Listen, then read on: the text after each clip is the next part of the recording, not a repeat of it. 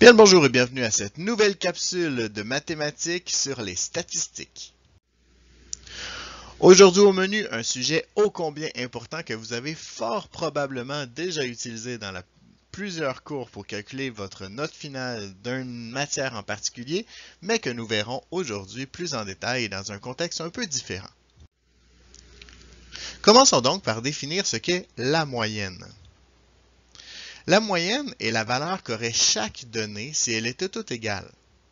Elle correspond donc à la somme des données divisée par le nombre de données.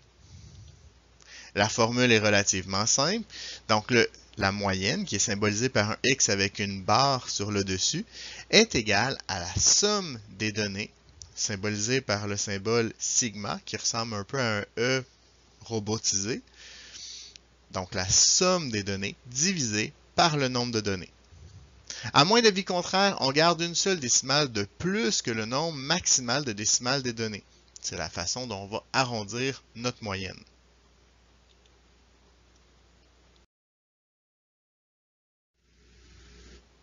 Donnons-nous maintenant un exemple pour pouvoir voir à quoi ressemble un calcul de moyenne. Donc ici, nous avons un joueur prolifique de la Ligue de hockey junior majeur du Québec qui est étudié par une équipe professionnelle pour le prochain repêchage.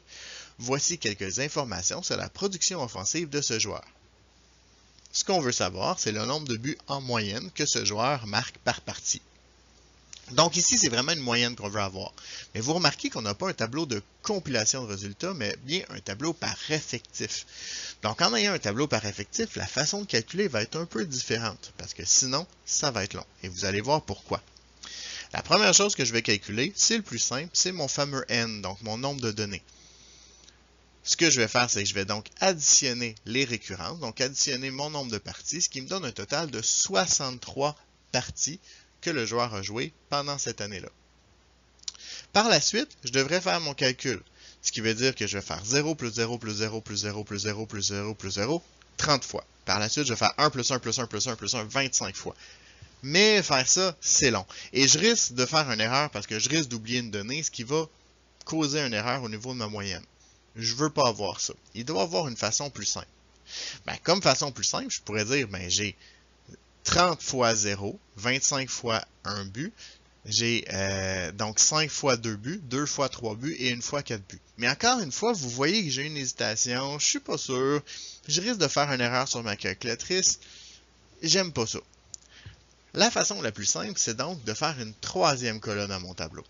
En faisant une troisième colonne à mon tableau, je vais faire ma donnée, donc 0, multiplié par mon effectif, 30. Donc 0 fois 30, ça me donne 0, 1 fois 25, ça me donne 25, etc. En faisant ça, je vais simplement avoir à additionner ma dernière colonne pour calculer le nombre total de buts que ce joueur a marqué pendant la saison. Et par la suite, je vais pouvoir simplement le diviser par mon nombre de données ou mon nombre de parties si vous préférez. C'est simple, c'est pratique et surtout on a moins de chances de faire des erreurs. Ça me donne donc une moyenne de 0,7 buts par partie pour ce joueur.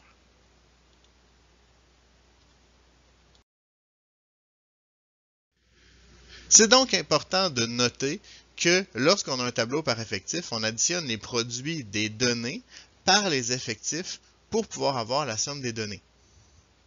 Si on a un tableau par intervalle, on va faire exactement la même chose, mais évidemment, on ne pourra pas prendre la donnée comme telle. Donc, on va prendre les milieux des intervalles comme étant nos données, qu'on va multiplier par le nombre d'effectifs pour avoir la somme de données. Et peu importe le cas, on va additionner les effectifs pour avoir notre nombre de données total. C'est ce qui m'a fait à cette capsule, j'espère qu'elle vous a plu. Vous êtes maintenant les experts des moyennes, à vous de surpasser le maître.